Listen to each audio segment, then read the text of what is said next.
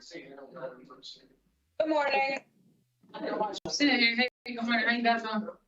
Good. I do not need to see Bugg. He waived, so I do not need to see him today. So only Paul's. Paul's come on in. Talk to you when you're done. Thank you. With that, they don't. Good morning, Paul. Good morning. Morning. We're here today for your revocation hearing. Yes, ma'am. All right. So are you all set? I'm ready. All right. So we're going to get started. Okay.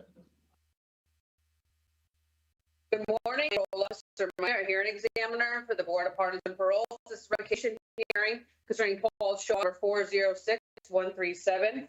It's October 16th, 2024. This hearing is being conducted via video at the BOPP Central Office in Haven Correctional Center. This is a public hearing. Public access to this hearing is available via video live stream. Can you please state to me your full name and DOC inmate number for the record? Yes, ma'am. My name is Shawn Herman Pauls Jr. DOC number 406-137. Are you new counsel here today? Identify yourself. Sure, yes. Attorney Alfonzo, Sirica, Public Defender with the Parole Revocation Unit, on behalf of Mr. Pauls. This is a revocation hearing to determine whether you have violated conditions of your release. I will review and make findings of fact as to each of the charges against you. The state, not you, has responsibility to prove the allegations by a preponderance of evidence, that is. The better weighted evidence must establish that more probable than not the allegation is true. If I do not find that there is a preponderance of evidence to support a violation of one or more of conditions of your parole, I'll reinstate your parole, release you, place you back on parole supervision. If I find that you violated one or more conditions of your parole, I will consider whether or not your parole should be revoked. If I recommend revocation, I'll make a recommendation as to appropriate sanction and my recommendation given to a panel for final decision.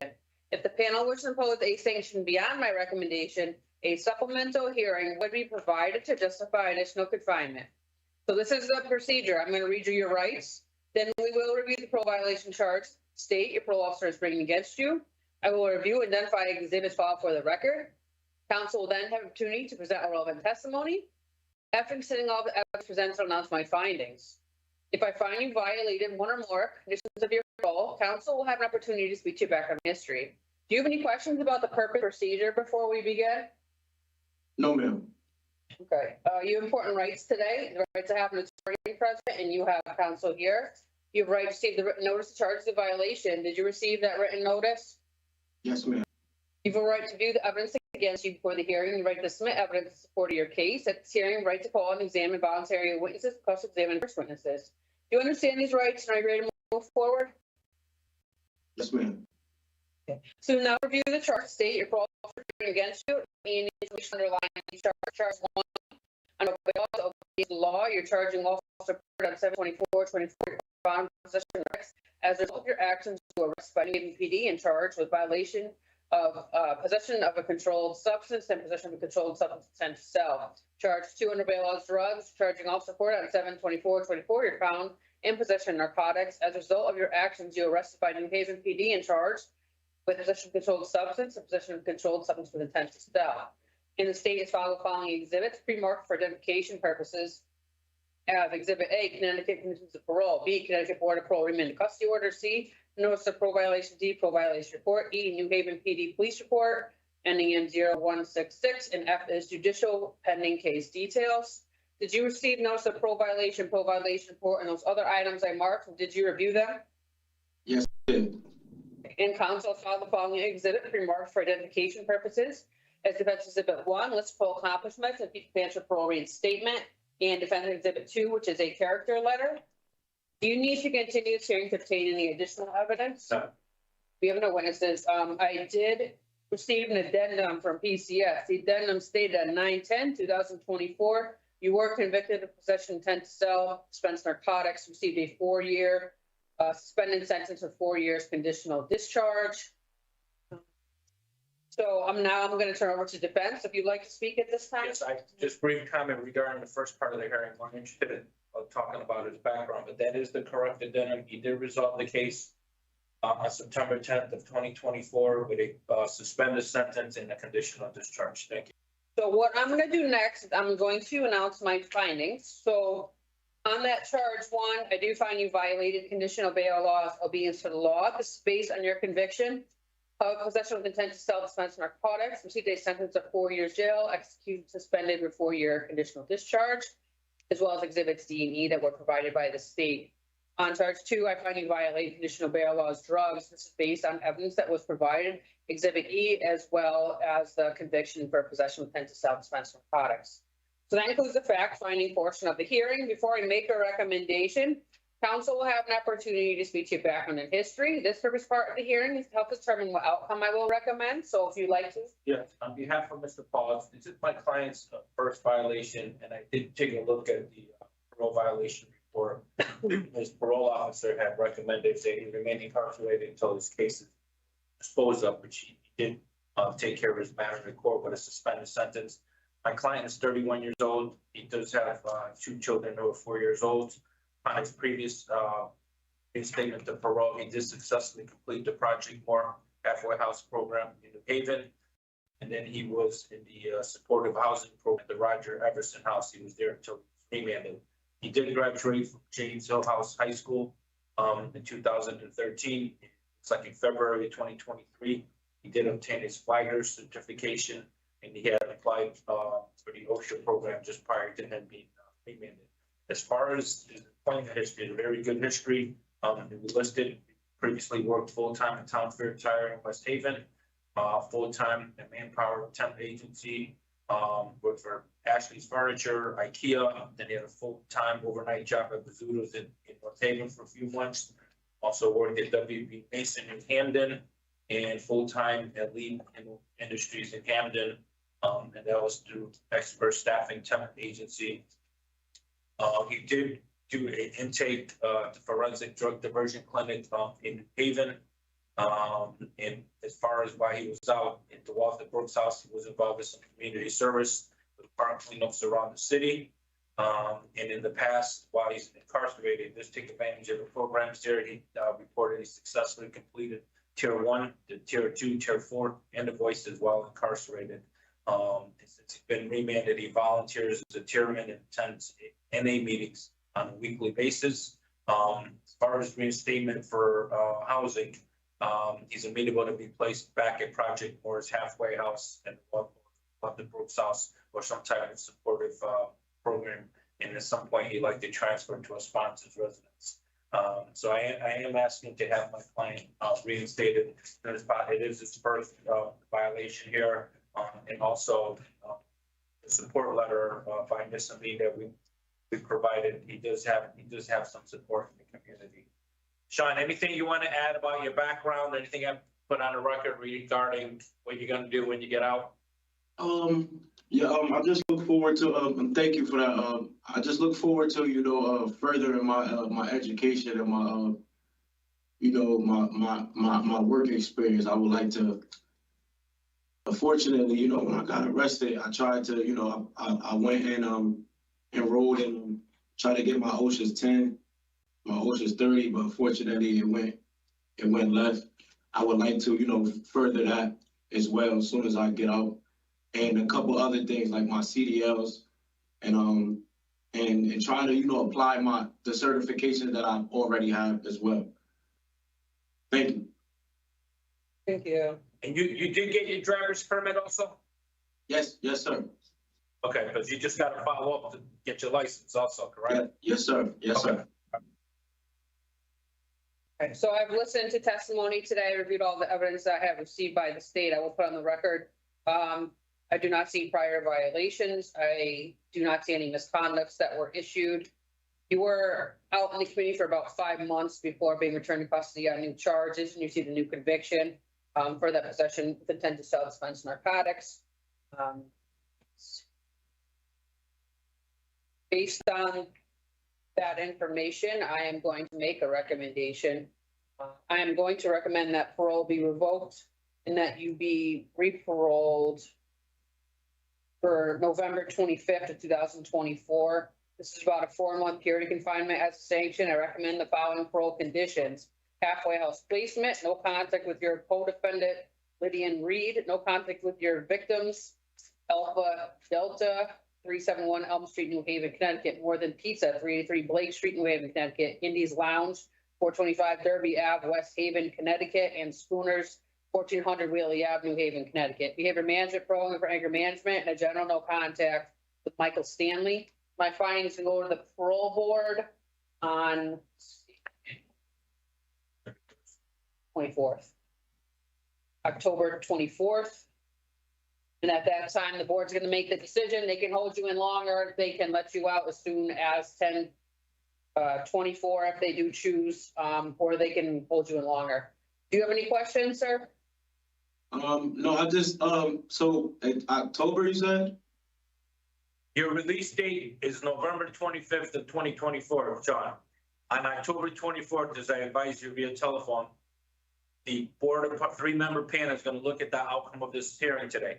They can adopt the recommendation as one choice. If they adopt it, you get out on November 25th of 2024. They can give you more time or they can give you less time. The less time they can give you, they can let you out on October 24th if they choose to.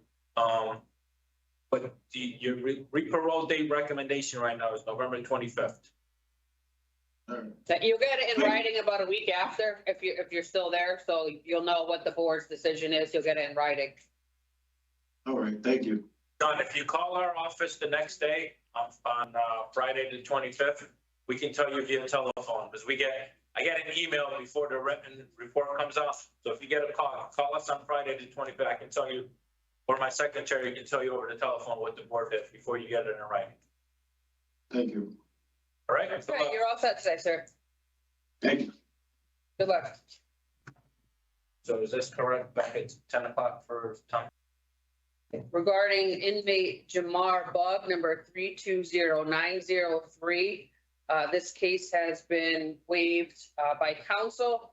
He will be scheduled for a revocation hearing within 60 business days from his return to custody. Regarding inmate Gary Kenion, number 2095557. His revocation hearing is continued to the next hearing date of 10/25/2024, as he's not available to attend the hearing today. Regarding inmate Duran-Infante Samuel, number 437440, council has waived the hearing, preliminary hearing. His revocation hearing will be scheduled upon disposition of pending charges. Hey, hi, good morning. Good morning. Hi, can I see, good, can I see Thompson, Saunders, and then Hernandez? Okay, I'll have Thompson in right now. Thank you. Thompson.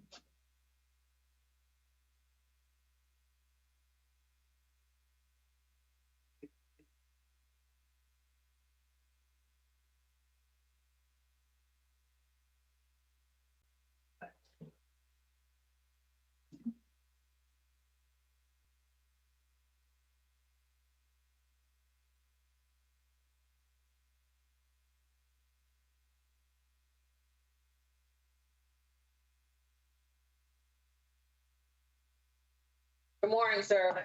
Good morning. Morning, here for your revocation hearing, and I have your attorney here, so we're gonna get started, okay? Okay. Good morning, I am Parole Officer Meisinger, hearing examiner for the Board of Pardons and Parole. This revocation hearing concerning Thompson Terries, number 382316, today's October 16, 2024. This hearing is being conducted via video at the BOPP Central Office in Carl Robinson Correctional Institution. This is a public hearing, and public access to this hearing is available via video live stream. Can you please state me your full name and DOC inmate number for the record? Terries Thompson, 382316. Do you have counsel here today? Can you please identify yourself for the record? Attorney Alfonzo, Sirica, public defender with the Parole Revocation Unit on behalf of Mr. Thompson. This is a revocation hearing to determine whether you have violated the conditions of your release. I will review and make findings of fact as to each of the charges against you. The state, not you, has responsibility to prove the allegations by a preponderance of evidence, that is. The better weighted evidence must establish that, more probably than not, the allegation is true. If I do not find there is a preponderance of evidence to support a violation on more conditions of your parole, I'll reinstate your parole, release you, and place you back on parole supervision.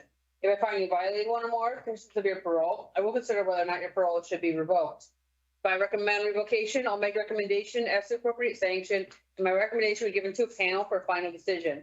If the panel wishes to pose a sanction beyond my recommendation, a supplemental hearing would be provided to justify additional confinement. So this is the procedure. I'm going to read you your rights.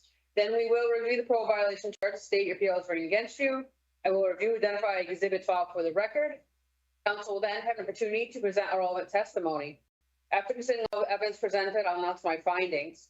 If I find you violated one or more conditions of your parole, counsel will have an opportunity to speak to your background and history. Do you have any questions about the purpose or procedure? No, ma'am. You have important rights today. You have right to have an attorney present and you have counsel here. You have right to receive the written notice of charges of violation. Did you receive the written notice?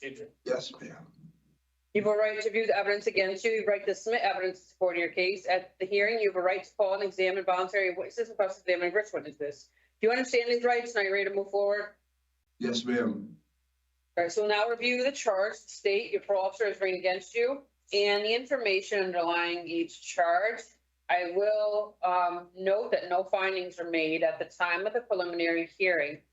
So charges that will not be considered today are charge 3, drugs, part 1 and 3, charge 4, which is gangs contact with members, charge 5, parts 3, 4, 5, and 6.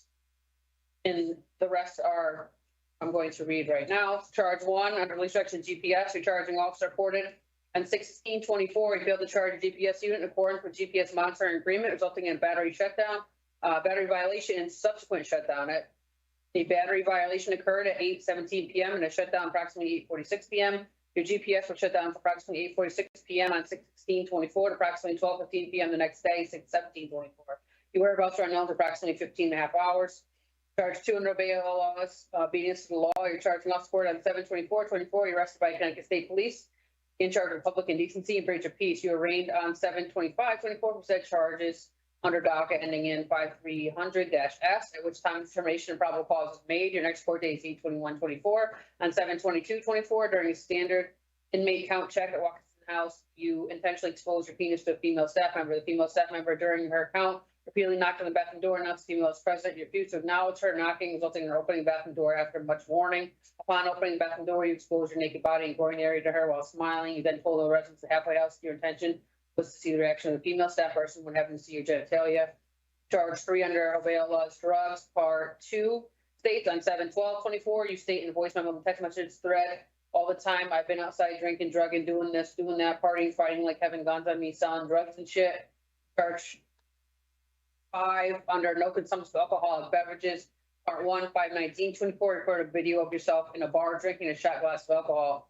2 states on 5/21/24. Record a video of yourself drinking a Corona beer. On part 7 states on 7/23/24. Record a voice memo and a text message thread in which you stated, I'm just sitting here sipping on a handle. I've been taking shots of vodka. I've probably down like 8 shots of vodka in the past hour and a half. I think I'm going to take one more shot now. Charge 6 under halfway house placement. Charging off support part 1. 7/10/24, enter Watkinson halfway house, returning from work, search your person belongings. Must conduct in accordance with halfway house policies. You're in possession of a pizza box with a pizza. You attempted to conceal contraband underneath the pizza. You introduced the following items into the halfway house: a large amount of marijuana flower, marijuana vape pen, tobacco vape pen, cigarettes, 3 mini cigars. This violates the halfway house agreement you signed on 5/29/24, which states only that consumer possesses alcohol or marijuana in the halfway house. Part 2 states 7/24/24. You violated the halfway house agreement, which states I will treat others with respect. When you purposely expose your penis to a female staff member, is subsequently arrested and charged with public indecency and breach of peace. The state has filed the following exhibits that are pre-marked for identification purposes. Exhibit A, remaining extra custody order. B, notice of parole violation. C, parole violation report. D, signed parole conditions. E, halfway house agreement. F, GPS monitor agreement. G, State of Connecticut Department of Public Safety investigation report. H, Manchester Police Department complaint ticket. In call summary. I, collect results indicating no motor vehicle license ever issued by state of Connecticut. J, state of Connecticut judicial ban pending case details or docket ending in 5300-S. K, Community Solutions Incident Report dated 7/10/24 and 7/22/24. L, misconducts. M, Allied Universal GPS, and photos taken from vendor's cell phone. All videos taken from a sender's cell phone uploaded X drive. Did you receive notice of parole violation report, and the other items I marked? Did you review them, sir? Yes, ma'am. Okay, and council has filed following exhibit pre-marked for identification purposes. That's exhibit 1, list of parole accomplishments and future plans for parole reinstatement. Do you need to continue this hearing to contain any additional evidence? No. We have no witnesses today. I will put on the record, I received an addendum from PCS. The addendum report on 8/21/24, all charges were dismissed. So I'm now going to turn over to defense if you'd like to at this time. Yes, could I have Mr. Thompson put under oath? I think I need to. Yes, have Mr. Thompson, missing pieces. can you please raise your right hand for me? I'm going to swear in your oath today so that you can testify. You solemnly swear or sincerely affirm as the case may be the evidence you shall give in this case should be the truth, the whole truth, and nothing but the truth, so help you God on penalty of perjury? I do. Okay, go ahead. So we previously conducted a preliminary hearing, it looks like August 13th of 2024. And as you just put on the record, there were some findings and some no findings made. Obviously, we're not going to rehash the preliminary hearings. Regarding charge number 1, my client did put on the record back on August 13th that he did contact his parole officer regarding charge number 1. My client was working at the Iron Horse in West Hartford approximately 6 days per week. So we did put that on the record, and those comments remained at. A couple of things that were not put on the record at the preliminary. Under charge number 2, I understand you have the addendum that the charge was dismissed. On 7/24, so you're arrested by Connecticut State Police, charged with 2 charges. You're arraigned on 7/25/24 for 7 charges with the docket number, which time a determination of probable cause was made. Your next court date is 8/21/24. That is not correct.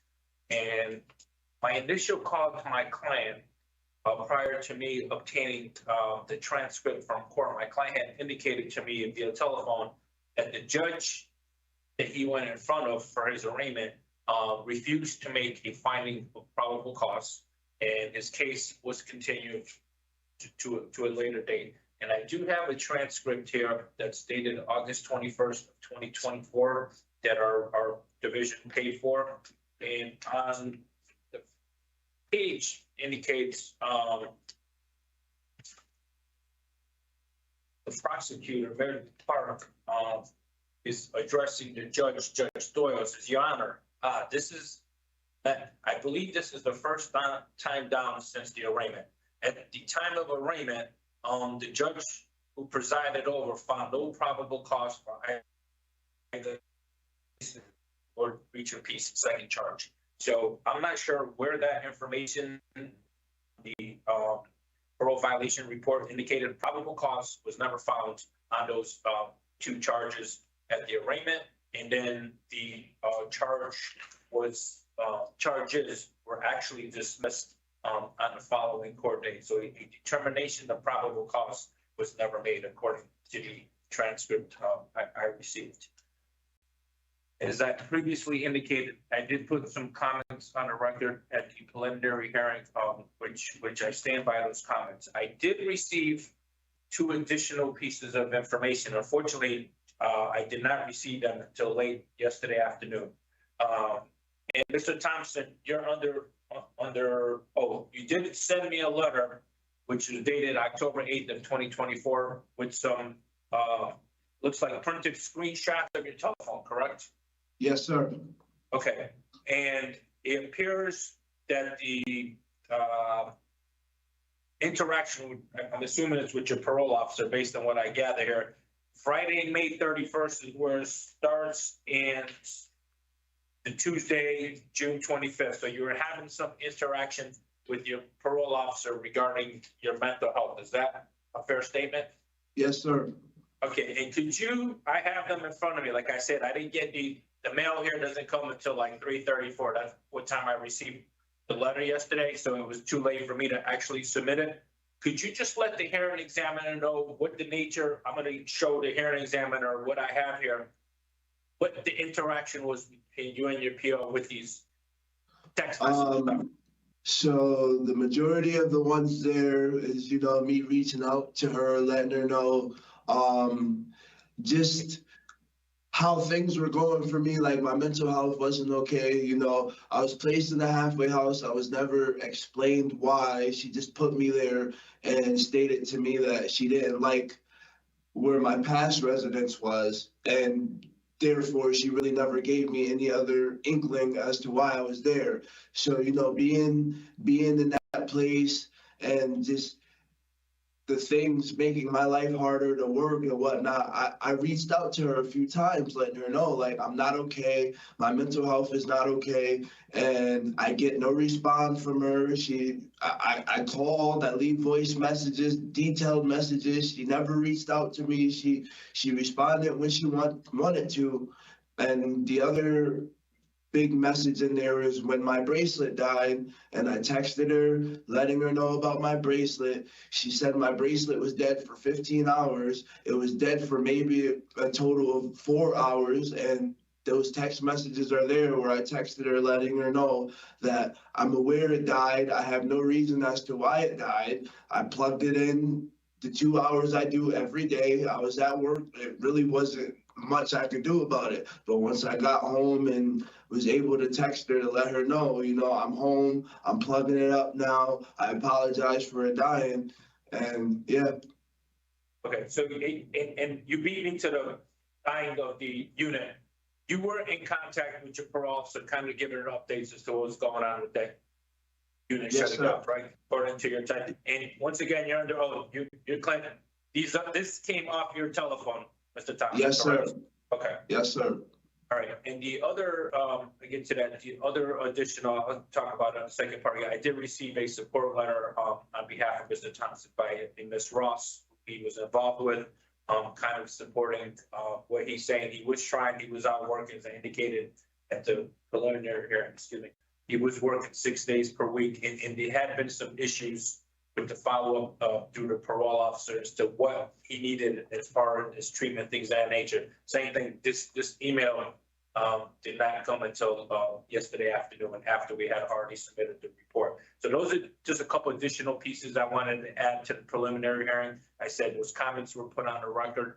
The new additional information was my client was able to get the screenshots off his cell phone, and I was able to obtain the transcript proceedings from court that probable cause of those two charges was never established by any judge. Thank you, and I want to be heard about his background at the appropriate time.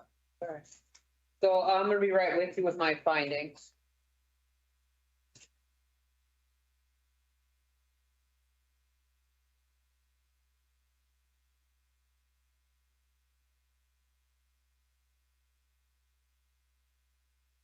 Right, so I'm gonna announce my findings. So regarding charge 1, I do find you violate Mission GPS. This is based on the evidence that was provided, exhibits F, L, M. Charge 2, obey a law, obedience of law, making no finding due to there being insufficient evidence to support this charge, and the charges were dismissed on 8/21/24. On charge 3, I'm making no finding on obey all laws drugs based on there being insufficient evidence to support the charge under honors of evidence standard. On charge 5, as 4 is not taken into consideration because no finding was made at the prelim. I do make a finding of probable, I find you violated condition no consumption of alcoholic beverages, parts 1, 2, and 7, based on the evidence that was provided, exhibits D and O. Parts 3 through 6, no findings made at the time of the prelim, so those aren't taken in separation today. And on charge 6, I find you violated condition half-house placement on part 1, based on evidence provided in support of the charge, which is exhibits E, K, and L, and making no finding on part 2, as these charges in behavior were dismissed, and no probable cause found at the time of the arraignment, as well as your export date. So this includes the fact-finding portion of the hearing. Before I make recommendation, council will have an opportunity to background in history. This first part of the hearing is the health department will recommend. So if you'd like to at this time. Yes, if I may. So Mr. Thompson, there were 6 charges. There were some no findings made at the preliminary hearings, and there's some additional no findings made after the evidence was presented. So the only thing that's in front of her was few other charges were final. You understand when there's a no finding made, those charges are not being used against you. You understand that, correct? Yes, sir. Okay, all right. So on behalf of Mr. Thompson, my client is 33 years old. He does have two children, ages 9 and 2.5. Unfortunately, Mr. Thompson's father passed away 2 years ago, which contributes to mental health issues. Upon previous release, he was at the Connection Halfway House program in Middletown. He have a case manager, Mr. Karonic. And then it looks like from May of 2024 to July is Community Solutions Halfway House, the Watkinson House in Hartford, and that's where he's remanded from. He did graduate from Wyndham High School.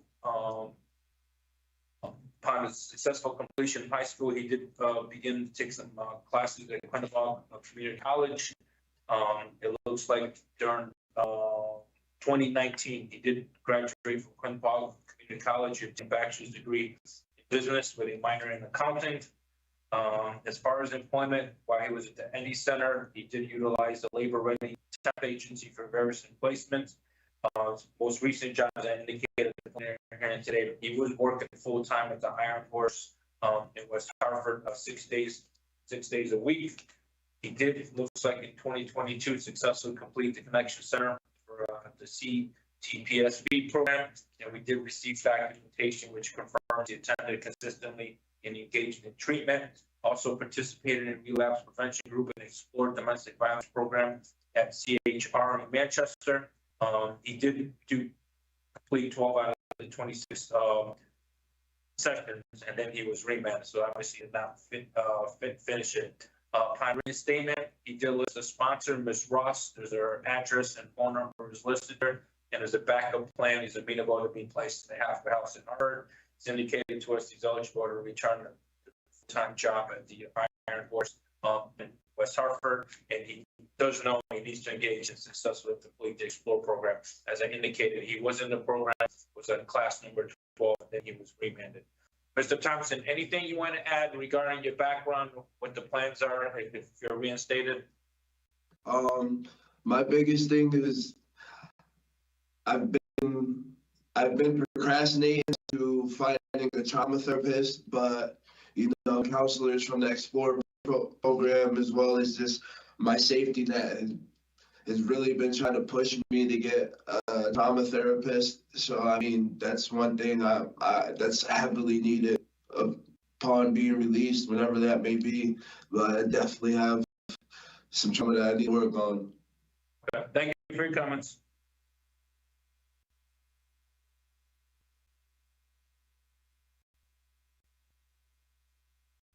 So I'll be right with you with my recommendation.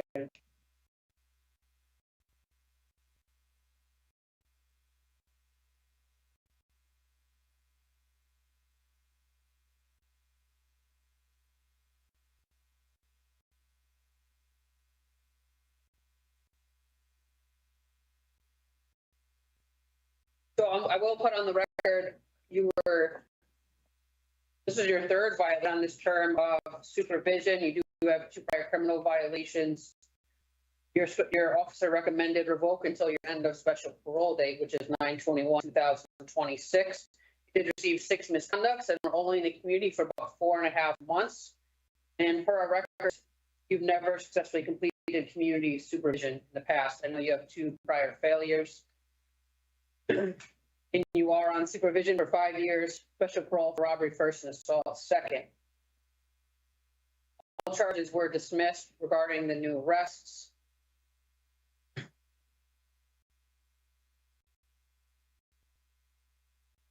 So based on that information, based on some no findings today that were made, I am going to make a recommendation that parole be revoked, you be re-paroled for March 24th of 2025, which is about an 8-month period of confinement has a sanction. I recommend the following parole conditions: halfway placement, that's if needed. I do have sponsor information, which I will provide. No consumption of alcoholic beverages, mental health evaluation and treatment as deemed necessary, behavior management program for domestic violence, no contact with your co-defendants, Ken Dawson, DeMarcus Bonnier, Clinton Adams, Andre Wade, no contact with your victims, CK and NT, no contact with minors without appeals permission and problem sexual behavior treatment. I'm gonna my findings, recommendations, will go to the parole board on October 24th. You will receive the official written decision from the board. They can lessen it, let it stand, or impose the sanction longer. If they want a longer sanction, then what I'd recommend you'd have a supplemental hearing, and the board will provide you with written documentation regarding the reasons why they may want to exceed my recommendation. Do you have any questions? Do you understand? Yes, ma'am. And I expect that. I mean, these may seem like drinking and all these things that you're yourself doing. You know that you have to comply and that you're going to wind up back here if you can't. So I hope to take it seriously when you go back out. So that's a recommendation. You'll know a week after 10/24, or you can talk to your attorney regarding the date and what the board decides. Terries, give us a call on Friday, the 25th. We can tell you via telephone. We get an email prior to the written decision. We can tell you a phone the next day. Call the office, the secretary can tell you what the final outcome is before you get it in writing, okay? All right. All right, good luck. Okay, you're all set.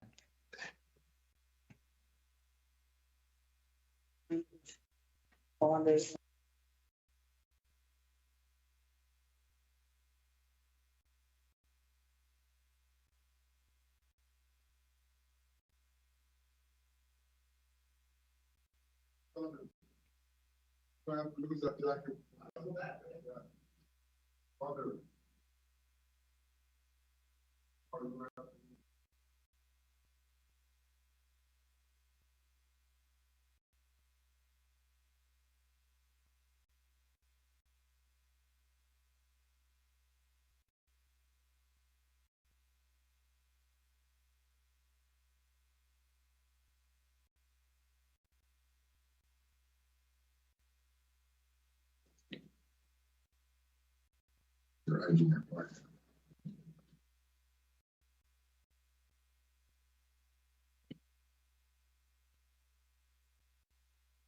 Morning, sir. Mr. Saunders? Today. Good. We're here for your revocation hearing today. So I have your attorney here, so we're going to get started with that, okay? All right. Good morning. I'm Parole Officer Meisinger, a hearing examiner for the Board of Pardons and Paroles. This revocation hearing concerning Saunders Elijah, number 414655. Today is October 16th, 2024. This hearing is being conducted via video at the BOPP Central Office in Colorado Rapids Correctional Institution. This is a public hearing. Public access to this hearing is available via video live stream. Can you please state me your full name and DOC inmate number for the record? Elijah Saunders. And your number, Elijah. 41465. Thank you. And you have counsel here today. Please identify yourself. Sure. Attorney Alfonzo, Sirica, Public Defender with the Parole Revocation Unit on behalf of Mr. Saunders. This is a revocation hearing to determine whether you have violated the conditions of your release. I will review and make findings of fact as each charges against you. The state, not you, has responsibility to prove the allegations by a preponderance of evidence, that is, the better weighted evidence must establish that more probable than not the allegation is true. If I do not find there is a preponderance of evidence to support a violation of one or more conditions of your parole, I'll reinstate your parole and release you, place you back on parole supervision. If I find you violated one or more conditions of your parole, I will consider whether or not your parole should be revoked. I recommend revocation. I'll make a recommendation as to appropriate sanction. My recommendation given to a panel for a final decision. If the panel wishes to impose a sanction beyond my recommendation, a supplemental hearing would be provided to justify additional confinement. So this is the procedure for today. I'm going to read you your rights. Then we will review the parole violation charge the state your PO is bringing against you. I will review and identify exhibits filed for the record. Counsel will then have an opportunity to present relevant testimony. After considering all the evidence presented, I'll announce my findings.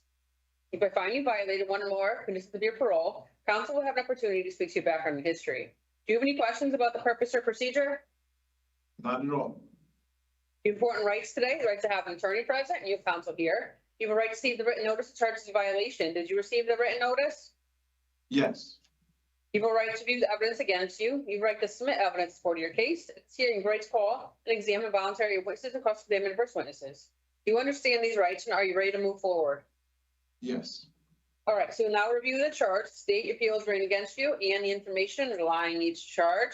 Charge 1 under release instruction GPS, your charging officer reported on the, I separated this into two parts. Part 1, on the following dates and times you failed to charge your GPS unit in accordance with your signed GPS monitoring agreement, resulting in full shutdown of the device 8/1/24 to 4:09 a.m. to 1:43 p.m., 8/4/24, 12:04 PM to 12:06 PM, and 8/5/24, 4:36 AM to 10:40 AM. This is in violation of signed GPS monitoring agreement. Part 2 states on the following station times you fail to charge GPS unit in accordance with your signed GPS monitoring agreement, resulting in full shutdown of the device on 8/7/24, 9:26 AM to 1:21 PM, 8/9/24, 11:37 AM to 1:05 PM, and 8/12/24, 9:48 PM until 11:08 PM. This is in violation of your signed GPS monitoring agreement. Charge 2 under drug testing states on 5/5/24. Staff at the Stein Half House requested that you render your analysis at approximately 4 PM. You did not render within the 2-hour time frame and ignored staff when requested again at 6 PM. Charge 3 no bail laws of Eastern Law Part 1 states on 7/31/24. You engage in verbal altercation with another individual at the Stein Half House. You stated, "Come downstairs, I'll beat your ass and I'll see you in Waterbury." You approached with your fist clenched and punched your fist into your other hand while raising your voice at this person. You continued until your PO intervened and escorted you out of the area. Your actions tended to cause annoyance, alarm, or inconvenience the other person. Therefore, Hartford police contacted and found you in violation of breach of peace 2nd degree.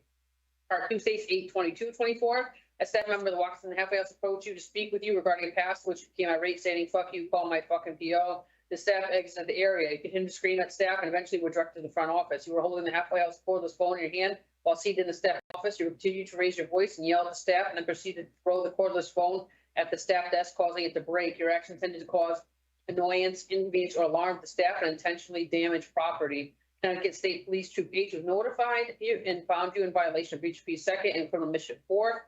Charge 4 under search. Charging officer reported on 3/7/24 upon your return from community pass, staff at Stein Halfway House attempted to conduct a tap search of your person. You refused to pull out your pockets, began cursing the staff and stating, "You're searching me like this is jail." Charge 5 under additional conditions halfway house placement. Your charging officer reported, this is on parts 1 through 10. Part 1, 4/16/24. You signed out of the Stein Halfway House at 3:44 PM to report to St. Francis Hospital. Stein Halfway House staff was unable to confirm your whereabouts at the hospital until 7:36 PM. Therefore, you're unaccounted the community for 3 hours, 45 minutes. Violation of Stein Halfway House agreement. States only go to locations indicated in approved community pass. Part 2 states 4/25/24. Staff of the Stein Halfway House observed you to be smoking in the basement of the Halfway House. This is in violation of your Stein Halfway House agreement. Typically, I may not use tobacco products in the Halfway House. I may only smoke in designated areas at designated times. I will not possess vape pens inside the Halfway House. Part 3 states on 5/5. You signed out of the Stein Halfway House for a pass to church from 10 AM to 2 PM. You failed to return to the Stein Halfway House until 2:37 PM. Therefore, unaccountable community for 37 minutes. This is in violation of your Stein Halfway House agreement. Specifically, I will return to the Halfway House and community pass at my scheduled return time. If unable to do so, I will call program staff to explain why I am expected to be late and to receive a new return time. Part 4 states on 5/15/24. You signed out of the Stein Halfway House at 9 AM to attend a medical appointment with return time at 2 PM. You did not return to the Stein Halfway House until 4:50 PM, 2 hours and 50 minutes after your scheduled return time. This is in violation of Stein Halfway House agreement. Specifically, I will return to this Halfway House from community pass at return time. Part 5 states 6/12/24. You signed out of the Stein Halfway House at 8 AM to attend a program with best chance at approximately 12:52 PM. Stein Halfway House staff was informed that you signed in and left shortly after. You did not return to Stein Halfway House until 2:35 PM. Therefore, you're unaccountable community for approximately 6.5 hours.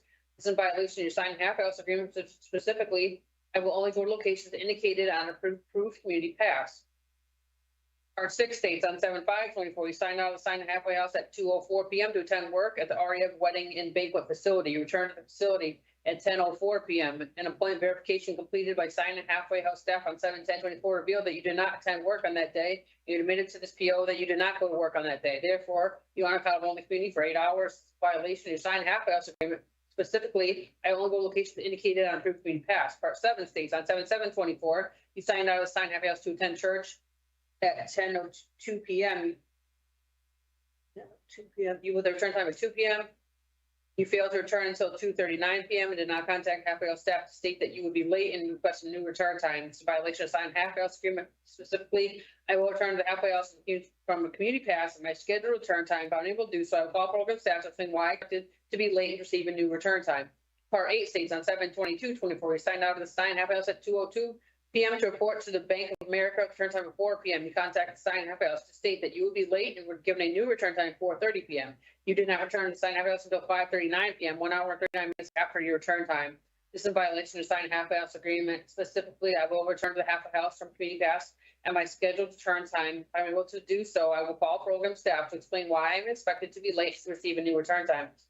Part 9 states On 7/31/24, you engaged in a verbal altercation with another offender at Stein Halfway House, to which you stated that you would beat his ass and continue to engage in verbal altercations with the other offender, continuing to make threats to beat his ass. This is a violation of your Stein Halfway House agreement. Specifically, I will treat others with respect and not engage in verbal altercations with other offenders, staff, or third parties. Part 10 states on 8/22/24, you engage in a verbal altercation with a staff member at the Watkinson Halfway House, screaming and insulting staff, saying, "Fuck you, call my fucking PO," then throwing the Halfway House phone against the desk. This is a violation of your signed Halfway House agreement. Specifically, I will treat others with respect and not engage in verbal altercations with other offenders, staff, or third parties. And the state has filed the following exhibits pre-marked for identification purposes as Exhibit A, notice of parole violation. B, notice of employee rights. C, remand of extra custody order. D, PCSI and conditions. E, half-house agreement. F, community solutions incident report. G, offender misconduct. H, community solutions disciplinary action report. Exhibit I, offender misconduct. J, Steinhaus incident reports. K, offender misconduct. L, Steinhaus incident report. M, offender misconduct. N, community solutions incident report. O, offender misconduct. P, Steinhaus disciplinary report. Q, offender misconduct. R, Stein Halfway House disciplinary report. S, offender misconduct. T, Steinhaus disciplinary report. U, offender misconduct. B, Steinhaus disciplinary report. W, offender misconduct. X, Steinhaus disciplinary report. Y, offender misconduct. Z, GPS monitoring agreement. AA, community solutions incident report, discipline report. B, video evidence from Halfway House on 7/31/24, 2 clips, Saunders, Stein 1 and 2. Exhibit C, misdemeanor summons. D, offender misconduct. E, Allied Universal event history. F, Allied Universal offender charge history. G, offender misconduct. H, Allied Universal event history. I, Allied Universal offender charge history. J, offender misconduct. K, community incident report. L, community solutions incident remand report. M, Connecticut State Police incident report, case ending in 19026. N, video evidence from Halfway House incident 8/22/24, 3 clips, Saunders, Watson's 1, 2, 3. Exhibit O, judicial branch pending case detail, and P is parole violation report. Did you receive notice of parole violation report, and those other documents I marked? Did you review them, sir? Yes. Okay. And council has filed the following exhibit pre-marked for identification as Defense Exhibit 1, list of parole accomplishments and future plans for parole reinstatement. Do you need to continue this hearing, state additional evidence? No. We don't have any witnesses. So I will put on the record, I've seen addendum from PCS, and it reported the offender was convicted of breach of peace. Second, received a 2-month jail sentence.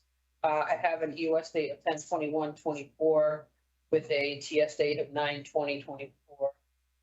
Do you have the under the breach of peace that was not laid on 9/11/24? Is that listed also? No. Okay, so that part 1 under obedience to the law charge on 9/11/24, the breach of peace was a nollie. And then on the second part, there was the breach of peace, which you just put on the record under the Alfred doctrine. He received a 2 months sentence, 2 months to serve, and you put I said there was a criminal mischief fourth that was nollied also. What date was it on? On 9/11/24.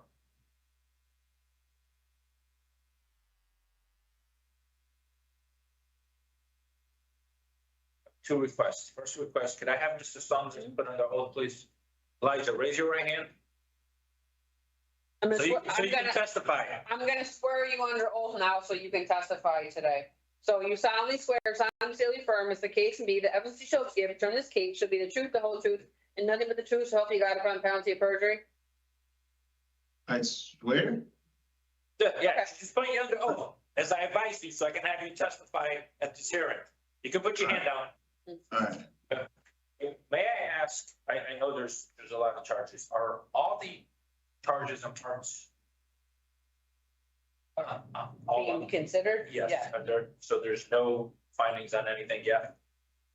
Well, I didn't announce the findings. I understand you. You mean at the? Yeah, is there, this is the revocation. Right. Hearing, are all the charges on the table, I guess is my question. Well, they are currently, yes, because the prelim is waived, Correct. yes. Okay. All right, so Mr. Elijah, as I discussed with you over the telephone, we have to go down the charges one by one. You're gonna be giving some verbal testimony, okay? That's why she put you under oath. You understand that, correct? Yes. Okay, So under charge number one, Elijah, under GPS, the first part, the allegation you failed to charge your GPS, was shut down device on August 1st, 2024, 4:09 to 1:43 p.m. And then there was one on August 4th of 2024, 12:04. It was a 2-minute shutdown, correct? The August 4th one? Okay, then August 5th, 4:36 a.m. to 10:40 a.m. August 7th, 24th, 9:26 to 1:21. August 9th, 11:37 to 1:05 p.m. And August 12th, 9:48 p.m. to 11:08 p.m. Could you, in your own word, let the hearing examiner know what was going on regarding your move from one house to another? What was going on with your unit? I kept my unit charged as soon as she gave it to me. I'm not fully, when she was explaining the rules, all right, I'm not gonna lie, I didn't completely agree with being placed on GPS because I wasn't deviating. So I didn't completely agree with that. So I didn't quite hear all the rules, but I do know if it vibrates, you gotta go charge it. But there's like a charge when it's fully charged, there's a charge when there's a vibration when it's fully charged, there's a vibration when you, when she's trying to get in contact with me, she said something about that. And I didn't know the difference. I just know the light was green or red. I didn't fully understand the machine. So my best bet was to just keep it charged until I went to sleep. All right. I kept that unit charged at the Stein house all day long. All day long. If I went out on a pass, that's the only time it got unhooked. If I went up to grab something to eat, that's the only time it got unhooked. If I went to use the bathroom, that's the only time it was always charged for weeks. Then I got placed on, I had caught a charge of breach of peace. They put me in Watkinson House. It was a completely new environment. It was almost impossible to find a place to plug up my my GPS unit in my room. So I would charge it in the hallways. It was a very unusual charging system there at the Watkinson House because I couldn't charge in my room. You need an extension cord, all sorts of things to make it possible for the room. At the Watkinson House, I grew, this is odd, but I grew comfortable in the basement. I'll explain that later. I grew comfortable in the basement because I didn't feel my room was safe enough to be in. So I grew comfortable in the basement, and that's how I was able to keep it charged. I had like a system, like I'm only gonna unplug this thing if I gotta go do something. It was a little bit more complicated at the Watkinson House because the same passes I was allowed at the Stein were being denied at the Watkinson House. We're not at the passes yet. We're talking about the GPS. Just need you to put on the record what was going on with the unit, okay? I got to the Watkinson House and it got incredibly difficult to keep it charged. I'm so sorry. I mean, that's what you have 2 minutes, maybe a couple minutes, nothing for a ridiculous amount of time. And I never left the facility with the GPS being uncharged. Okay. Under number 2, Elijah, on drug testing, I know I spoke to you regarding that particular staff member that asked you to render urine, and then they gave you another 2 hours frame, and you didn't render it. Could you let the hearing examiner know what had happened with that particular? I do not have a problem with drug and alcohol. I can gladly, proudly say that. I take great pride in that, and I got really offended when they said that I was on drugs or something like that, or that you didn't get a urine. I was like, you look at my parole history for going back. I've been on it for 4 years. I've never had an issue with like not giving a urine. Why would I not give a urine? I'm sorry, that's so silly to me. That particular staff member, Phil McIntosh, was not on good terms with me, and so that wasn't a good idea to not be on good terms with this guy. Because he wrote me up for a plethora of reasons. And there is no history of positive drug tests as far as that. So. Yeah, like I don't understand that. I don't make this clear. Well, if you're in a halfway house, they can drug test you anytime they want. They can do it every day if they want. It doesn't matter. No, I'm talking. You have a drug problem or not. You're in a halfway house. When you're there, that's what happens. That's normal protocol. They don't care about if you have a history of it. If you're going out and you're leaving the facility at all, even if you're not, they can test you at any point in time. They can breathalyze you at any point in time. Your history doesn't matter. So I wanted that clear in case you go back to a halfway house ever, and there's an issue with you understanding that. I want to make clear to you that they can do that. That's why they're there. They're there to facilitate in drug testing and alcohol testing for everyone in the halfway house. Okay, so that's all I want to say. Yeah, no, he does understand that. It's kind Well, I of- understand the whole having a drug problem. Hold on, It but doesn't matter. we're going on. The issue here was then asking Mr. Saunders to give a test with someone that had previously written him up. That's the biggest concern. He's aware of the halfway house, right? Yeah, no, I understand. He's aware of that. All right, Elijah, let me go. Can I finish on the urine? Can I finish? I was never clearly relayed, you have to get urine today. As he came to me, he got in my way, and he was like, are you ready for me? And the same question. He never told me I had to take urine. If he told me I had to take urine, I would have took one immediately. I would have took one immediately, got it out the way. It would have been no issue. I have no problem. I'm saying I have drug history, so why would I have a problem taking urine? I took plenty of urine, plenty of breathalyzers. I understand what you're saying, and then here an examiner, you're under the rules. I understand what you're saying, the way it was presented to you. I understand. Yeah, it wasn't like you got to take a urine today. It was more like you ready for me. I don't know what that means. I went up to my room, I fell asleep. That was the end of that day. Next day, parole comes. Let me move up. Elijah, slow down. Let me get through these charges here. First three, we did put the addendum on the record. Breach of peace was not. The criminal mischief fourth was not lead, and then under the Alfred draft, it was the 2 months to serve with the October date for the max sentence. Elijah, under charge number 4, upon return from the community pass, they attempted to conduct pass search, because you didn't play. Did you refuse to be searched? No way. There was no way. I was actually searched by 2 officers two parole, two halfway house staff members, that's called. Yeah. 2 of the staff members searched me that day because she was searching me, and I have a problem like my personal space being touched that I have issue with. That's why I started to spend more time down in the bed in my room, because people walk my room. Did you wish to be searched on March 7th? No. Were you searched on March 7th? I was searched by 2 people that day. Okay. I was not able to leave it off until I was completely searched. Did you find anything on March 7th? No. Okay. Under charge number 5, under halfway house, I know we have, I believe, 10 parts. 1 second.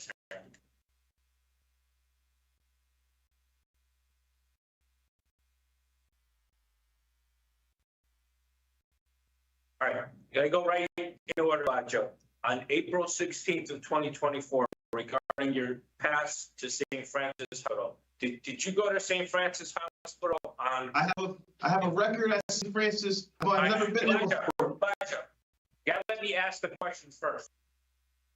Remember I told you this is an administrative hearing? It has to be done a certain way. Let me ask the question, and then that's why you're off, and you can answer the question. Okay? Okay. All right. There's things she needs to hear in order to make findings. You understand? Okay.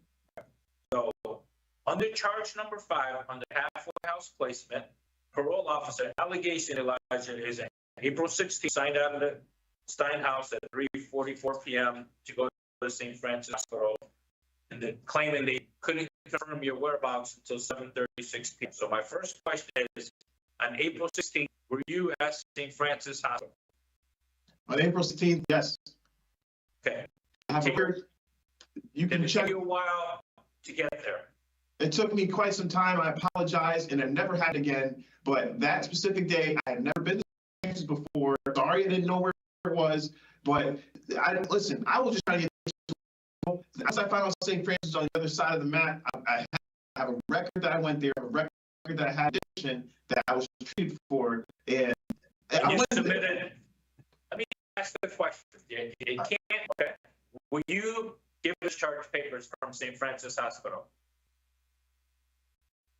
Yes, I was given discharge papers. And I'm assuming you brought those back with you? Of course. I made copies. I don't have them right now, but. All right. No. You gave them to the staff members, though. Yes. Okay. Yes. Under part 2, on April 25th, regarding the marijuana smoking in the basement. I know we had this conversation, and you weren't, it was a vape, correct? It was a nicotine vape. There was no marijuana in the substance. And the thing that I was using, and I apologize for using it, I do have a nicotine habit. I used that when I was free about a month ago. So I was using that to quit cigarettes. And then I got placed in a halfway house, and I kind of still had the habit of that. And so when offered that, I did use the nicotine. Yeah, and then you were informed that there's quote unquote designated smoking areas, correct? You're not allowed. Yes, I was. Yes. There was no that vape for able to. There was no marijuana in there, correct? No. All right. Let me move on to May 5th. The pass to the church. You had a pass for church from 10 in the morning to 2 in the afternoon. This is the alligator on the property. You were 37 minutes late. Could you let the hearing examiner know what happened that day? And did you actually go to church on May 5th of 2020? I go to church every Sunday. I leave at about 10:30 and I come back about 2:30. For whatever reason, they changed my pass from 10 to 2 and didn't decide to tell me until after writing me up. So they wrote me up and then said, your pass is from 10 to 2. You have to, leave the facility at 10, come back at 2. I wasn't under their awareness until after I was written up. So they kind of got away with it right up there. But nonetheless, I would have easily came back at 2 had I been under that understanding. But just to be clear, my church doesn't run like on those times. I don't know why they changed it and moved it back, but it did cause some issues with my attendance in church. But I was there that day, that's for sure. Yes, and you obviously people at your congregation saw it, so you were in church on that day. Okay. I had there's people that can actually speak that I was there on that day, and also that I go to church. I'm sorry they weren't able to speak to it, but they were there. On May 15th, you signed out of Steinhaus at 9 in the morning to attend a medical appointment with return time, and it indicated you were somewhat tardy. Did you speak to a staff member regarding that appointment? Which charge is this? On May 15th of 2024, you signed out to attend a medical appointment with a return time of 2 p.m. So I have a primary care physician in Waterbury, and I needed the time frame did not work out. It didn't she gave me 5 hours to travel to Waterbury and back on the bus line. If you do the math, if you check the bus times, if you just believe me, I'm telling you, you can look it up. It was not going to work. I called the halfway house to let them know I would be late because the timing just didn't work out. I had an appointment at 12. I showed them the proof of the appointment. They let me leave, but they only gave me 5 hours. It was almost like a setup.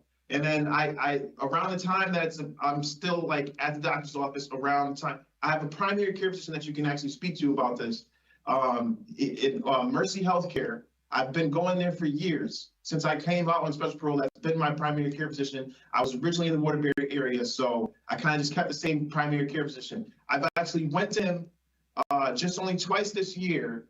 Once for I had to be hooked up to an IV for severe dehydration. Elijah, I don't want you putting your medical history. This is live stream to everybody. I don't want your medical history on there. You saw your doctor on that day, correct? The 15th? Of course. Yes. I mean, I don't want you putting your medical record. These hearings are live streamed. I want to move on to June 12th regarding the best chance. I know after I spoke to you, you were tardy, but this indicates 6.5 hours. And I believe after I spoke to you, you're about you're about an hour and a half late, correct? Roughly, yes.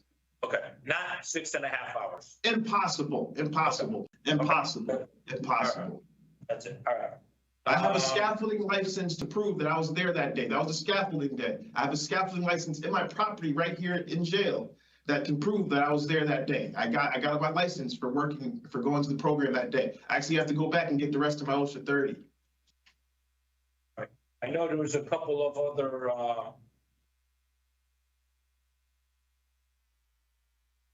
cover 8 1 second. Number 9 and number 10 is to do with it's the same conduct as the obedience to the law charge. We already put the dispositions on the record. The last part I want to cover with you, Elijah, the one on July 22nd, 24, he signed out his Steinhaus. It says 2:02 p.m. to report to Bank of America with a return time of 4, and they're claiming that you didn't return till 5:39. I believe you indicated it was a tight time frame. Did you contact?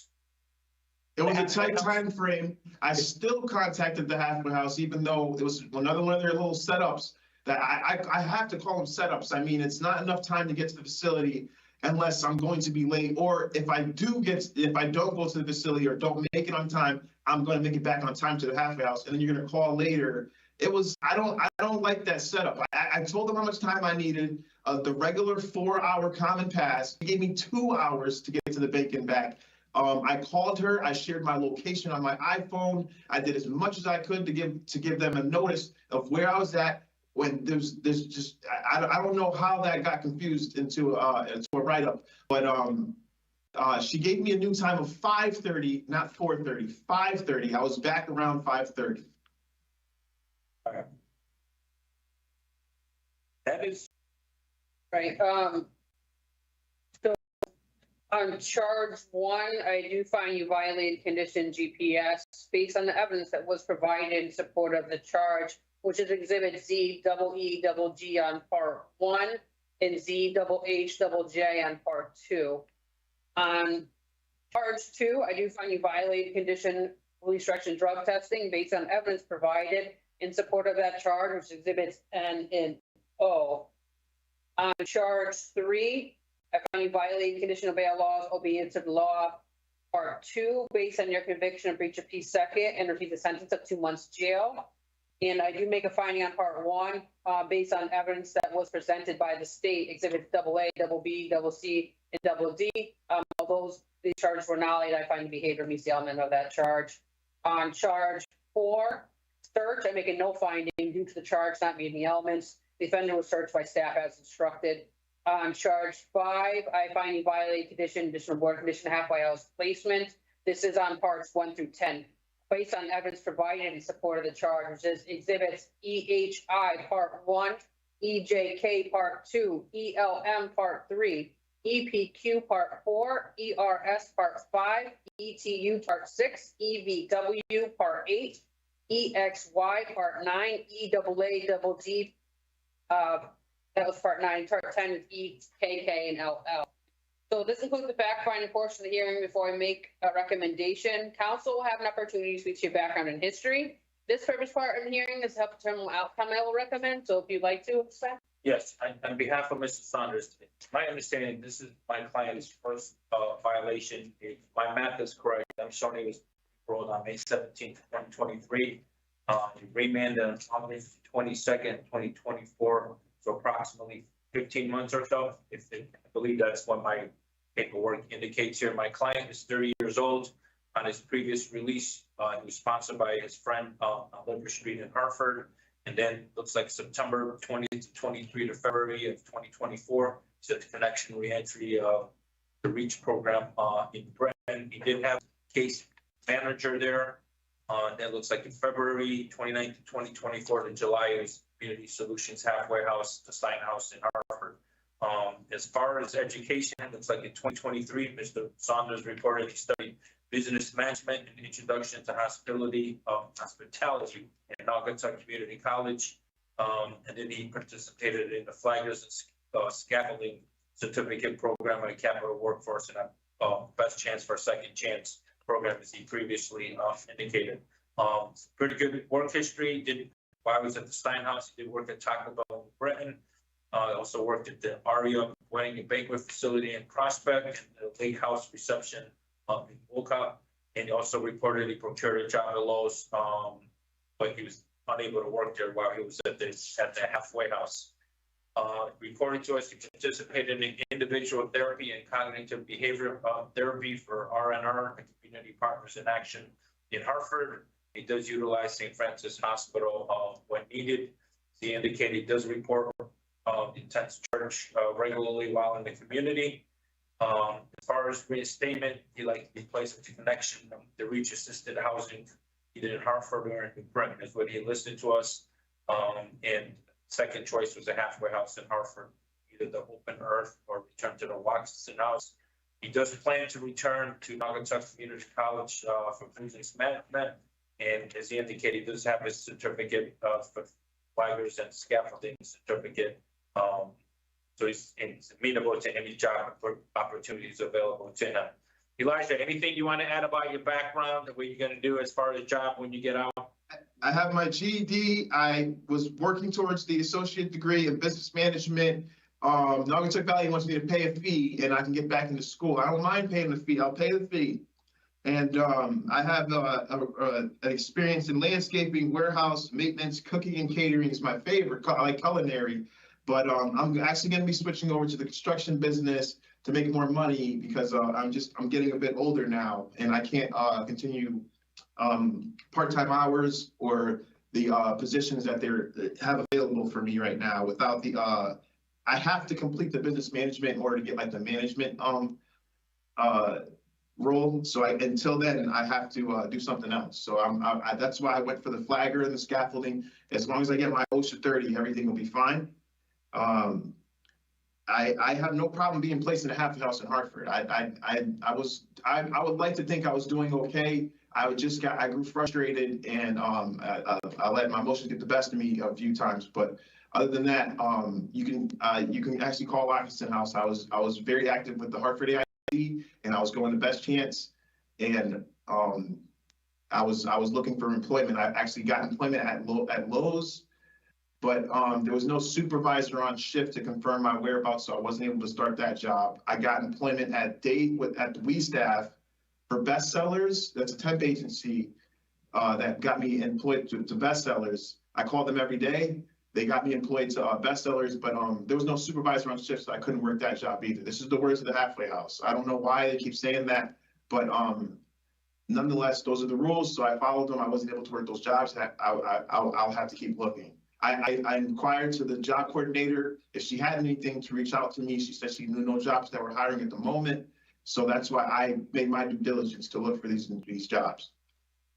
All right, thank you for your comments. Thank you. So I'm gonna be right with you with my recommendation.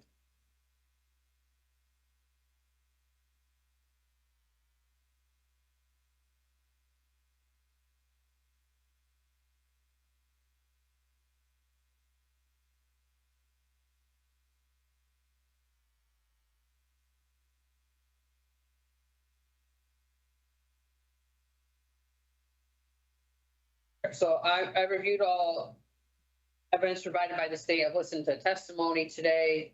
I'm going to put on the record, you do have you completed top and were last reinstated supervision on 12/1 of 2021, meaning you were in the community for approximately 2 years and 9 months before being returned to custody. You did receive 13 misconducts at this time during this period of supervision, and received a new charge, and a new 2-month jail sentence.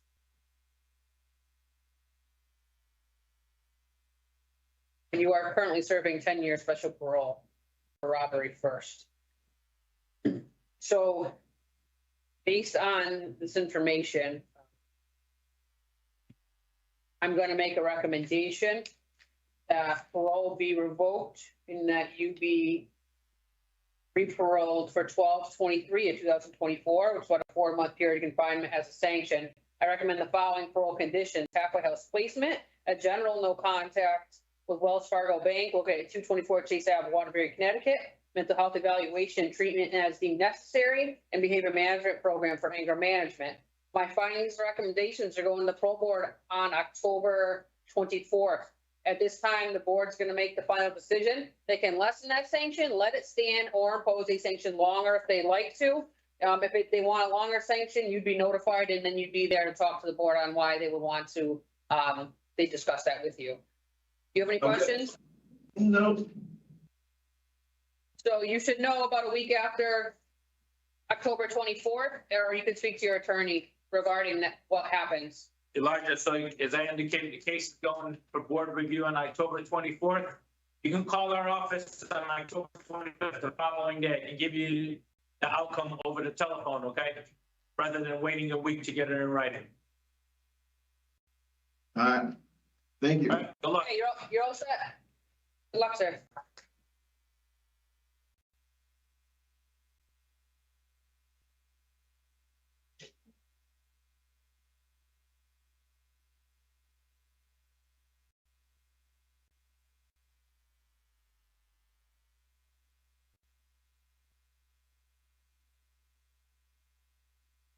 Good morning. I don't know what happened with the computer thing, but Okay. I'm back. Good morning.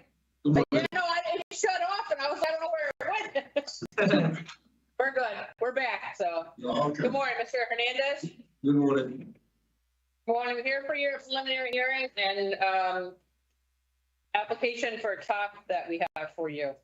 So are you ready to begin? Yeah. Okay. Good morning. I'm Parole Officer Meisinger, hearing examiner for the Board of Pardon and Parole. Disciplinary hearing. Mr. Hernandez Edgar, number 378339. Today is October 16, 2024. This hearing is being conducted via video at the BOPP Central Office in the Carl Robinson Correctional Institution. Can you please state your full name and DOC inmate number for the record? Edgar Hernandez, 378339. This is a preliminary hearing with the purpose under Connecticut law to determine if there's probable cause to believe you commit an act that violated the conditions of your parole, determine if the act is sufficiently serious to warrant revocation of your parole, and to determine you should be held in prison pending further proceedings. The state, not you, has responsibility to show there's probable cause to believe you violated one or more conditions of your parole. If I do not find probable cause to reinstate your parole, this leads you to place you back on parole provision. If I find probable cause and determine the act is sufficiently serious to warrant revocation, you may be held in prison pending further proceedings. Please note you've been referred by the Department of Correction for diversion for substance abuse programming and treatment. If by the end of this hearing I determine you should be held in prison pending further proceedings, we'll provide additional information about the diversion process. You should know preliminary is an adversarial proceeding. Anything you say at this hearing can be used against you. This hearing is being recorded. So it's a procedure. I'm going to read you your rights. Then we will review the parole violation charge and state your appeal is bringing against you, and we will review and identify exhibits filed for the record. You will then have an opportunity to issue probable causes via the allegations. That concludes the hearing. I warn you my findings, which are based on the available evidence. Do you have any questions about the purpose or procedure? No. You have important rights today. Your right to have attorney present. Do you want to continue without counsel? Yeah. Yes, You ma'am. have a right to. Okay, you have a right to see the written notice of violation. Did you receive the written notice? Yes. You have a right to review the evidence against you. You have a right to submit evidence in support of your case. Exchange right to call and examine voluntary witnesses and cross-examine adverse witnesses. And these rights, are you ready to move forward? Yes, ma'am. All right, so now we charge state appeals bringing against you and the information underlying the charge. So charge 1, under release action program participation, your charging officer reported on part 1 on 4/9/24. You were scheduled to attend a mandatory intensive patient program sub-programming group from 9 to 12 p.m. at Rochford, Middletown at East Center halfway. Notified the email by your Rochford that you had called out from the group on 4/9/24 that you had to attend court. The halfway was verified in the CTU judicial website that you do not have a court scheduled for 4/9/24, and that your only approved community pass was 4/9/24 was for employment at 12 p.m. Your actions are violation of release conditions stating it will be assigned to one of several levels of community supervision and agreed to participate in programs as determined by my parole officer. 2 states on 4/11/24, you were scheduled to attend your mandatory intensive outpatient program substance use group from 9 a.m. to 12 p.m. at Rochford, Middletown. You left the group early without permission at 10:50 p.m. Since they're in violation of release conditions stating it will be assigned to one of several levels of community supervision and agree to comply to participate in programs as determined by my parole officer. Charge 2, under bail of drug states on around 3/34 use cocaine, on around 3/24 use cocaine, on around 4/23/24 cocaine, on around 5/2/24 use cocaine, on around 9/24/24 use cocaine. 3, under additional condition of half placement, your charging officer reported on 4/9/24. You're speaking to any center staff and exit the staff office and the halfway house. Your actions are in violation of any center client rule under behavioral expectations, which states residents are to act in positive social manner to peers and staff at times, and violence is prohibited. And state is filed for identification purposes. As Exhibit A, we have a custody order. B, signed PCS conditions. C, notice of parole violation, parole violation report. E, halfway agreement. F, Eddie Center Incident 313-24. G, Eddie Center at Client Infraction Report 313-24. H, voluntary admission of use, cocaine use 313-24. I, question drug monitoring report, sample collected 313-24. J, offender misconduct report 313-24. Eddie Center Incident Report 329-24. L, Eddie Center Client Infraction Report Incident 329-24. M, voluntary admission of use, cocaine use 329-24. S, diagnostic drug monitoring report, sample collected 329-24. Offender misconduct report 329-24. Eddie Center Incident Report dated 4/9/24. To Eddie Center Residential Disciplinary Report dated 4/9/24. Offender misconduct report 4/9/24. Eddie Center Client Infraction Report dated 9/24. Punching wall. T, offender misconduct report dated 4/9/24. Punching wall. U, Eddie Center Incident Report dated 4/11/24. B, Eddie Center Residential Disciplinary Report dated 4/11/24. W, offender misconduct report dated 4/11/24. X, Eddie Center Incident Report dated 4/20/24. Y, Eddie Center Residential Disciplinary Report 4/23/24. Voluntary admission of use cocaine 4/23/24. Double A, rush for drug monitoring report 4/23/24. Double B, offender misconduct report 4/23/24. Double C, Eddie Center Residential Disciplinary Report 5/2/24. Double D, voluntary admission of drug use cocaine 5/2/24. Double E, rush for drug tox monitoring report 5/2/24. Double F, offender misconduct report 5/2/24. Double G, Eddie Center Residential Disciplinary Report 9/24/24. Double H, voluntary abuse cocaine 9/24/24. Double I, quest diagnostic drug monitoring report sample book 9/24/24. Double J, offender misconduct report 9/24/24. And double K is Eddie Center Residential Handbook and signed acknowledgement form. And did you receive the probation violation report documents I marked, and did you review them, sir? Do you need to continue this hearing to obtain any additional? No. We have no witnesses. So is there an opportunity to respond to the parole violation charge you, or remember that you may remain silent if you choose? Do you want to respond today to the charges? No. All right, so that means what I'm going to do next is I'm going to announce my findings. Yes. So, I made finding probable cause on charge 1, program participation. This is based on the evidence that was presented in support of the violation. Exhibits B, P, Q, R, Part 1, and B, U, B, W, Part 2. I make a finding probable cause on charge 2, obey a for us. This is based in support of the violation, which is exhibits H through O and X through W. And I had a charge here to finding probable cause halfway house placement and evidence presented in support of the violation, which is exhibits S, T, and KK. So I do find the acts are serious enough to warrant revocation. So the DOC has recommended you for diversion from the revocation process for substance programming and treatment. This means if you wish to participate, apply, and I find that you meet the criteria, I can continue your case, provide an opportunity to participate in the substance programming and treatment in the correctional facility. If you see the programming and treatment provided, I will dismiss your case and order your parole stated. If you do not complete the programming and treatment provided, the board will schedule and convene a revocation hearing to determine if you violated conditions of your parole. So the hearing examiner would make a recommendation regarding whether your parole should be revoked, or if any sanction should be imposed.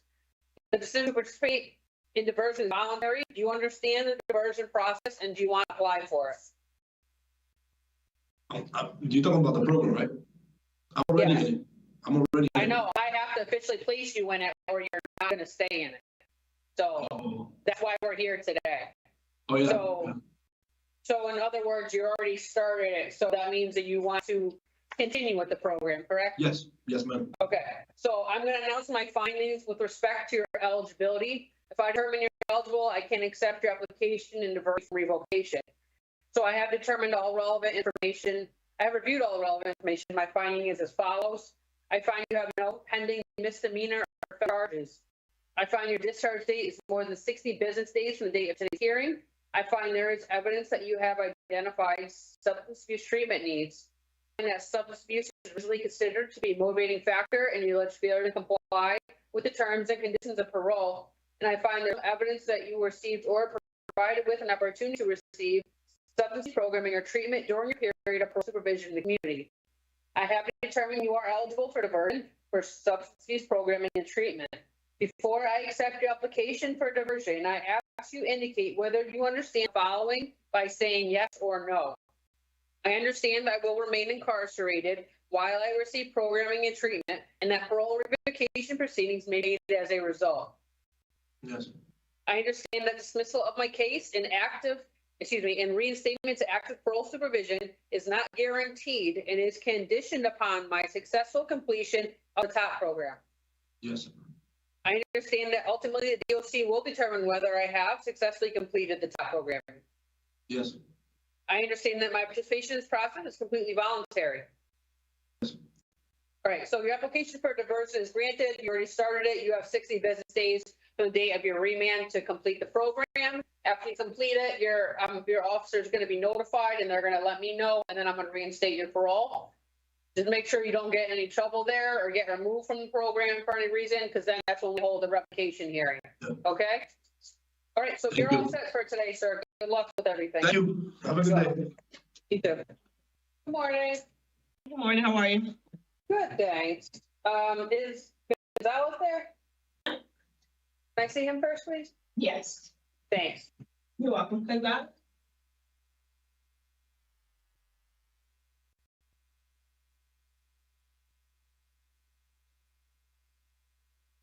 Good morning, Mr. Gonzalez. Good morning. We're here today for your revocation hearing. Yes. All right, so we're going to get started with that. Good morning, I am Parole Officer Meisinger, the hearing examiner for the Board of Pardons and Paroles. This revocation hearing concerning Gonzalez Jose, number 268159, says October 16th, 2024. This hearing is being conducted via video at the BOPP Central Office in Osborn Correctional Institution. This is a public hearing. Public access to hearings available via video live stream. Can you please state your full name and DOC inmate number for the record, sir? Jose Gonzalez, 268159. Thank you. This is a revocation hearing to determine whether you have violated conditions of your release. I will review and make findings of fact as to each of the charges against you. The state, not you, has responsibility to prove the allegations by a preponderance of evidence, that is. The better weight of evidence must establish that more probably than not, the allegation is true. If I do not find that there is a preponderance of evidence to support a violation of one or more conditions of your parole, I'll reinstate your parole and release you and place you back on parole supervision. If I find you violated one or more conditions of your parole, I will consider whether or not your parole should be revoked. If I recommend revocation, I'll make a recommendation as to appropriate sanction, and my recommendation be given to a panel for a final decision. If the panel wishes to impose a sanction beyond my recommendation, a supplemental hearing would be provided to justify additional confinement. This is the procedure for today. I'm going to read you your rights. Then we will review the parole violation charge the state your PO is bringing against you. I will review and identify Exhibit 12 for the record. You will then have an opportunity to present all relevant testimony. After considering all the evidence presented, I'll announce my findings. If I find you violated one or more conditions of your parole, you will have an opportunity to speak to your background and history. Do you have any questions about the purpose or procedure? Okay, you have important rights today. The right to have an attorney. Do you want to continue without counsel? Yeah, I get an attorney. You what? I'll continue. Okay. You have a right to receive the written notice of charges of violation. Did you receive a written notice? Yes, I did. You have a right to view the evidence against you. You have a right to submit evidence for your case. At this hearing, you have a right to call and examine voluntary witnesses or cross-examine diverse witnesses. Do you understand these rights and are you ready to move forward? Yes. All right, so now review the charge, state your parole officer bringing against you, and the information underlying each charge. So charge 1, obey all laws, obedience to the law. Your charging officer reported on 5/22/24. You observed multiple times by Hartford PD officers operating a vehicle and making multiple stops in which another party would approach your passenger window and a hand-to-hand transaction would occur. Ultimately, you picked up a third party and allowed them in your car. You drove Family Dollar in Hartford and officers approached you to investigate their observations. A Kenion unit was present at the scene and immediately indicated you may have illegal substances in your groin area, as that is location the canine places knows. You admit at this time you had narcotics in your underwear. You recovered from your underwear 1 black bag that contained 28 grams of white rock-like substance located in a clear sandwich bag. 120 white wax-like envelopes containing a white powder substance and 1 sandwich bag containing approximately 50 white wax-like envelopes, each containing a white powder substance. Unfortunately, the substance was tested by a field narcotic identification test and rendered a positive result for presence of fentanyl and cocaine. You were found in possession of $1,951, Specifically, you arrested for possession of narcotics, this intent to sell narcotics, 2 counts, and given a court date of 5/23/24 on docket ending in 6400 S out of Hartford, GA 14. You're in violation of condition, obey all laws. I will obey all laws, and I will not use or have my possession or control any illegal drug, narcotic, or drug paraphernalia. Charge 2 under obey all laws drugs. Your charging officer reported on 5/22/24. You're found in possession of 1 black bag that contained 28 grams of white rock-like substance located in a clear sandwich bag, 120 white wax-like envelopes containing a white powder substance, and 1 sandwich bag containing approximately 50 white wax-like envelopes, each containing a white powder substance. Portion of these substances was tested by a field narcotic identification test and rendered positive result of presence of fentanyl and cocaine. You're in violation of condition, obey all laws, and will not use or have my possession, control any illegal drug, narcotic, or drug paraphernalia. In charge 3 under additional condition, no driving. You're charging off support on 5/22/24. You were observed by members of the Hartford Police Department operating a black Honda Accord. You were further observed driving from Hartford, Connecticut to Wethersfield, navigated by the same members of Hartford PD. You do not have permission from your PO to officer to drive. You're in violation of additional condition of release, no driving without permission from your parole officer. And the state has filed the following exhibits that are pre-marked for identification purposes. Exhibit A, conditions of parole. B, remand actual custody. Exhibit C, parole violation report. D, notice of parole violation. E, Hartford PD incident report ending in 2777. Exhibit F, CT, State of Connecticut, judicial branch pending case detail. And Exhibit G is decision information summary. Did you receive notice of parole violation report, and those other items I marked, and did you review them? Yeah, I received, Thursday, I received a letter. Okay, you received the evidence that I just read, right? You reviewed it all? Yes. Okay. Do you need to continue this hearing to obtain any additional evidence?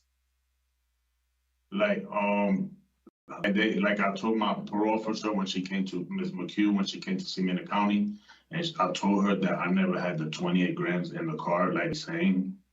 Well, you don't want to continue this hearing to get more evidence, right? You want to continue with it today? Yes. Okay, you have no witnesses. So now is your opportunity to respond to parole violation charges against you. However, remember that you may remain silent. So before you do speak, first of all, I'm going to swear you in under oath so you can speak today. So can you please raise your right hand for me? You solemnly swear, solemnly affirm, as the case may be, that the evidence you'll give concerning this case should be the truth, the whole truth, and nothing but the truth, so help you God upon penalty of perjury? Yes. Okay, so before you speak, I do want to put on the record, you can put your hand down. I received an addendum from PCS. In the addendum reported on 6/21/24, you were convicted of possession with intent to sell and received a 6-month jail sentence for all other charges nolly. So you have an EOS date of 12/7/24 off of those charges for that new conviction, with a TS eligibility date of 9/7/24. So would you like to say anything at this time in regards to the charges that I read? No. Okay. What I would like to say, is that, I was having a little issue at the time, and that's how I ended up getting caught, having some drugs on me, and I was getting ready to, tell my PO so she could put me in a program aside, but it was too late for that. Right now, at the time, I'm attending aftercare. I'm in the aftercare program. I'm also doing NA meetings on Mondays. I'm doing 3 groups a week that I have to do in the program. And if it's possible, like if I could go to a half hour and just finish the remainder time of my sentence in a half hour, I would be gladly to, because that way I'll find some help. Yeah, you are on discretionary parole till 7/20/25. And I'm going to give you another chance to speak to at the end. So right now I'm just going to I'm going to announce my findings with respect to the charges that I read. So on that charge 1, I do find you violated obey all laws, obedience to the law, based on your conviction and possession with intent to sell, and received a sentence of 6 months jail. On charge 2, I do find you violated conditioned drugs based on the evidence that was provided, Exhibit C and E, as well as your conviction of possession with intent to sell narcotics. On charge 3, I do find you violated condition no driving based on the evidence that was provided, which is Exhibit E. So that includes the fact-finding portion of this hearing. before I make a recommendation, you will have an opportunity to speak to your background and history. This purpose part of the hearing is now determine what outcome I will recommend. So if you'd like to at this time, explain to me if you have any plans about when if you were to get re-paroled, what would you be doing? I would like to be in the program, do programs in the street because I really need to, and find my job and better my education on my drug use that I was having at the time. Have you done substance abuse programming in the community before? Yes. So where were you going? Wheeler Clinic. So do you want to go back there? Yes. Do you have any job opportunities or anything? Right now, hopefully if I do get parole again, I could get my license back, and I usually have driving jobs. Obviously, that's not going to work right away for you because you're not going to be able to drive right away. But anything else that you do for work? Warehouse work. Warehouse?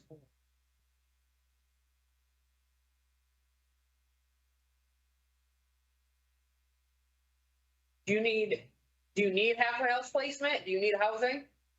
I have house. I have my address, same address where I was at, which is my uncle and my aunt house. They've been living there for over 30 years. Whose house is it? My uncle, Julio Rabasa. That's my sponsor.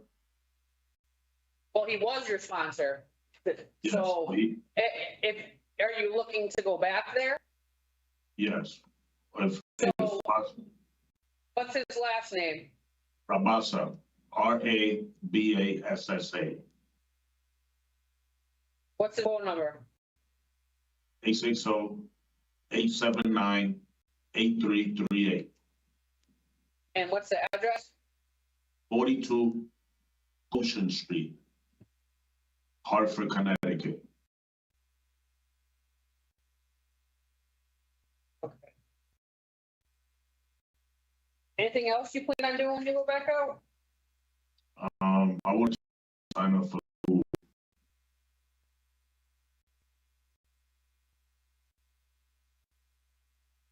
Is that to get your GED or is that to get? Yes, my GED.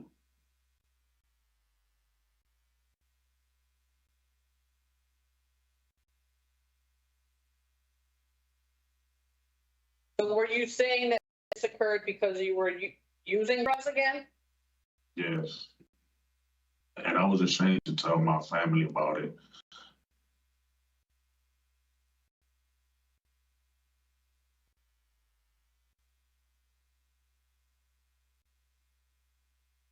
I just had started, I had a bad time, and I just went back.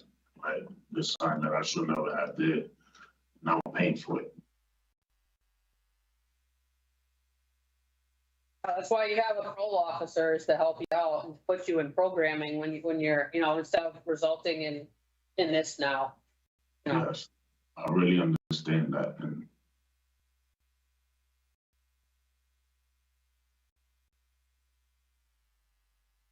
anything else you want to say before I make a recommendation or before I decide that? this violation to me is, I take fully responsibility, and it's really embarrassing to me to be back over here and going through this again and putting myself through this situation when I know I could better myself.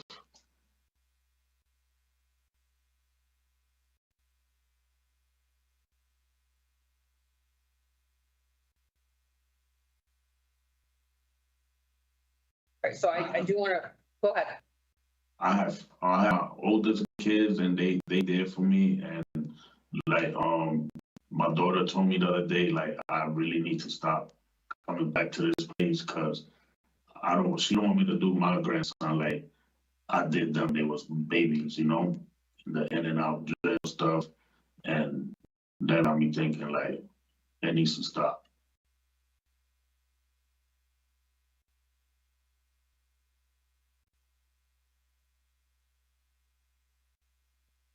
All right, so I'll be with you in a minute with a recommendation. Thank you.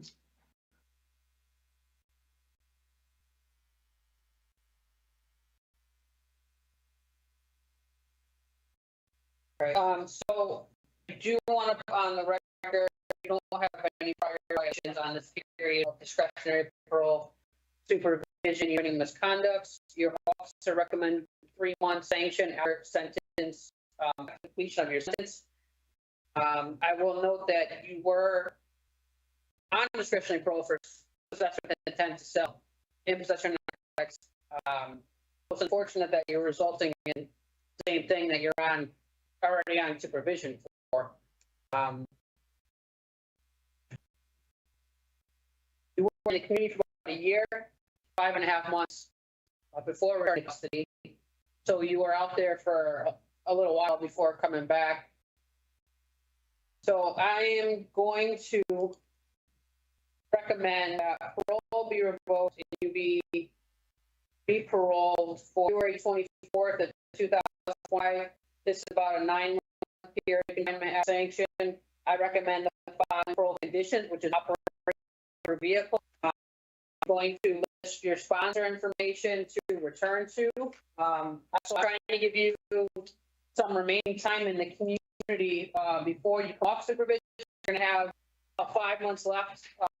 You will continue to keep correct, but you have months left for supervision in the community before your sentence ends for discretionary parole. This is a recommendation, so I'm going to present this to the board on October 24th.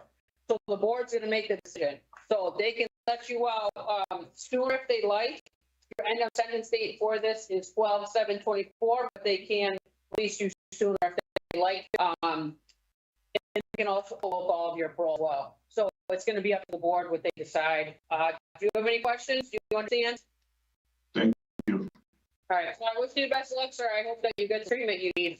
So we don't see you back here again if you need. Yes. Okay, thank you so much. Good luck. Yep.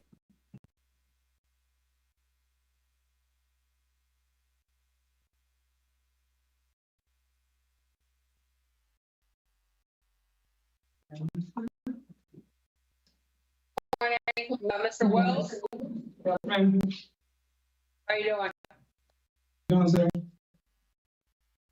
So we're here today for your preliminary hearing.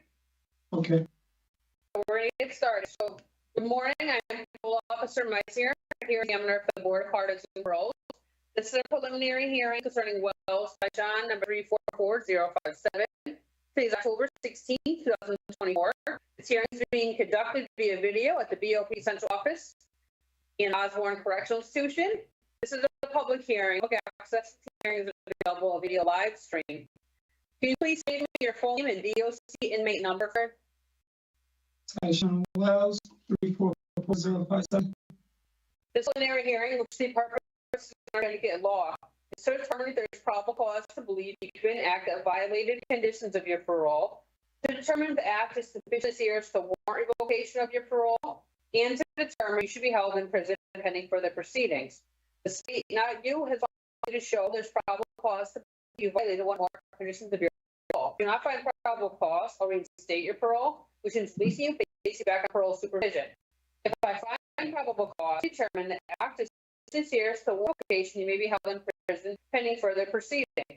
You should know a preliminary hearing is an adversarial proceeding. It can be used against you. This hearing is being recorded. So this is the procedure for today. I'm going to read you your rights. Then we're going to review the parole violation charge stated against you. I will review and identify bits that are filed for the record. You then have an opportunity to address the issue of probable causes for each of the allegations. At the conclusion of the hearing, I will inform you of my findings, which are based on the available evidence. Do you have any questions about the purpose or procedure? Oh, man.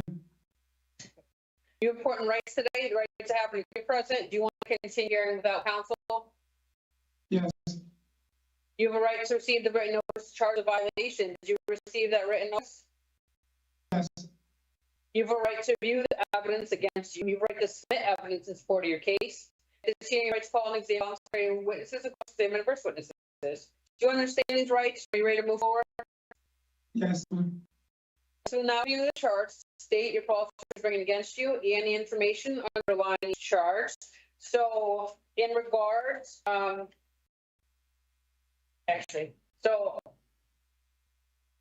one under the laws of obedience to the law, your charging officer reported on 9/5/24, you were observed working on a car by Bridgeport police. During a police investigation, the police discovered the vehicle you were in possession of was stolen. You were subsequently arrested and charged with larceny motor vehicle and larceny fourth.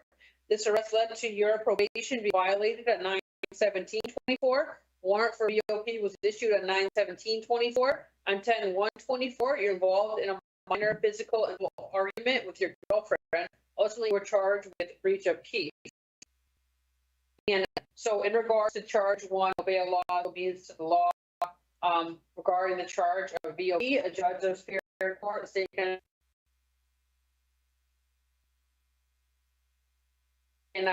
revisit finding, therefore this charge of BOP will not be considered at this hearing. This means you'll need to take statements, testimony, or review evidence regarding obey a law, obedience law, violation of probation this time. And the state is following exhibits that are pre-marked for identification purposes. Exhibit A, CT conditions of parole. B, in the custody order. C, notice of parole violation. D, parole violation report.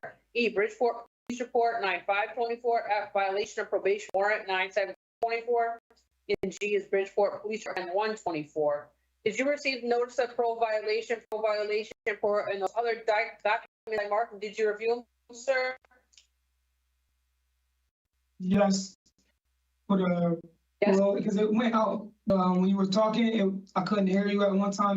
Did you get all the evidence that I said, the police reports and the package of information? I heard that part, and you were saying something about like the violation of probation, that it wouldn't be considered, that's where it went out at. I didn't hear. That means I already have a warrant, so there's already a probable cause for the charge of violation of probation. So we don't need to take statements about anything or talk about the BOP because it's an automatic probable cause finding. Oh, okay. That's what that means. In summary of it, that's what it means. Do you want to continue this hearing to obtain, or do you need to continue this hearing to obtain any additional evidence? We can continue here. It's fine. Okay, we have no witnesses today. So now is your opportunity to respond to parole violation charges against you. However, remember that you may remain silent. So at this time, would you like to respond to the charges? If you do, I just need to swear you under oath first. Yes. All right, please raise your right hand. You solemnly swear or solemnly affirm, as the case may be, the evidence you shall give to turn this case shall be the truth, the whole truth, and nothing but the truth, so help you God upon penalty of perjury? Yes. All right, go ahead, sir.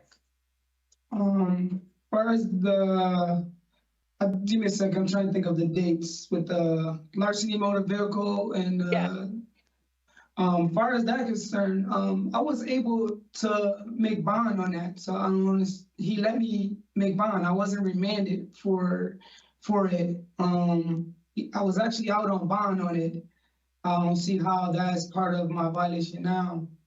Well, you were never violated with that before, so it doesn't matter if you're on bond or not, you got a new arrest. It was just actually, you're right. Yeah, that's why. All right.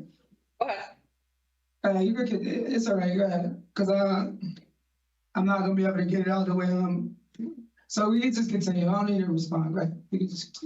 Okay, I mean, and it's up to you if you want to respond, because you do have pending charges, so it's up to you what you want to say. Just be careful about what you say. No, I just didn't understand how I was able to be not remanded at that time, and they said I wasn't going to be violated on it, and that I'm being charged with it now, and that I'm being charged with part of the violation. Yeah, I get it with the breach of peace, but I had PTA. Like I wasn't arrested on any of it. I was PTA for the breach of peace. So I'm just trying to understand it. That's all, man. But I'm all right. You can just. Okay. So I make a finding of probable cause on charge one. This is on obedience to the law based on the evidence presented, which is Exhibit E. This is on the date of 9/5/24, and Exhibit G on the other date of 10/1/24. So I find the acts are serious enough to warrant revocation. I find we should retain while you wait for revocation hearing. So when these charges get disposed of, we bring you back and then we determine if there's a violation or not. Okay, Okay, so as soon as they're done, I'll see you again after, Alright. and then we'll determine if there's a violation, okay? okay, All right, so you're all set for today, sir. all right, thank you. Good luck.